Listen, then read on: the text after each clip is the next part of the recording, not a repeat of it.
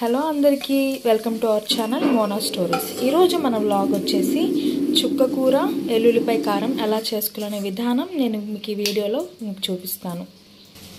ఎంతో సింపుల్గా టేస్టీగా ఈ ప్రాసెస్ ఎలా చేయాలనే విధానం మీరు చూడండి.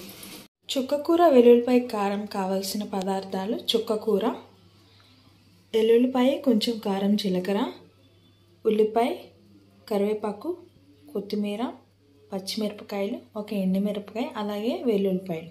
మరి ప్రాసెస్ ఏంటి, ఎలా స్టార్ట్ చేద్దామో చూసేద్దాం రండి. ఇవి మనం నూరుకోవాలండి. ఉప్పు, కల్లుప్పు వేసుకుంటున్నాము. అలాగే ఎల్లుల్లిపాయ, జీలకర్ర, కారం కూడా వేసుకొని నూరుకుందాము. ఈ విధంగా అయితే నూరుకున్నాము. మరీ మెత్తగా కాదండి. మీరు మిక్సీలో అయితే కనుక ఒక జస్ట్ 2-3 టైమ్స్ అట్లా వేసుకుని అంతే, మరి ఎక్కువ నూరుకోవద్దు. కచ్చాబచ్చాగానే నూరుకోవాలండి. వేసుకొని కొంచెం ఆయిల్ అనేది వేసుకున్నాము. మనమైతే జీలకర్ర, తిరమూత దినుసులు కూడా యాడ్ చేసుకుంటున్నాం. వెల్లుల్లిపాయలు యాడ్ చేసుకుంటున్నామండి. ఎండుమిరపకాయ కూడా వేసుకుంటున్నాము. కరివేపాకు రెబ్బలు కూడా వేసుకుంటున్నాం. ఉల్లిపాయలు వేసుకుంటున్నాము. అలాగే పచ్చిమిరపకాయలు. ఒక కట్ట తీసుకున్నామండి మేము చుక్కకూర. సో ఇది కూడా వేసేస్తున్నాము. ఇది మేము ఉడికించలేదండి, డైరెక్ట్గానే వేస్తున్నాము.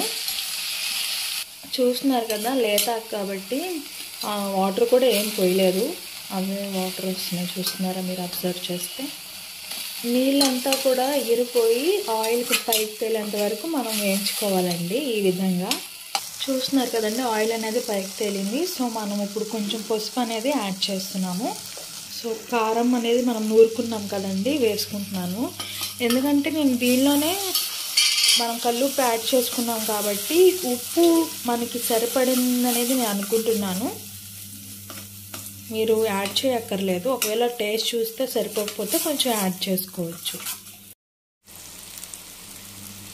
చుక్కకూర వెల్లుల్లి కారం రెడీ అయిపోయింది. మీరు కూడా ఇలాగనే సింపుల్గా మీ ఇంట్లో కూడా ట్రై చేస్తారని మేము అనుకుంటున్నాం. ఎవరైతే మా ఛానల్ కొత్తగా చూస్తున్నారో లైక్ చేయండి, షేర్ చేయండి, సబ్స్క్రైబ్ చేయండి. Thank you for watching.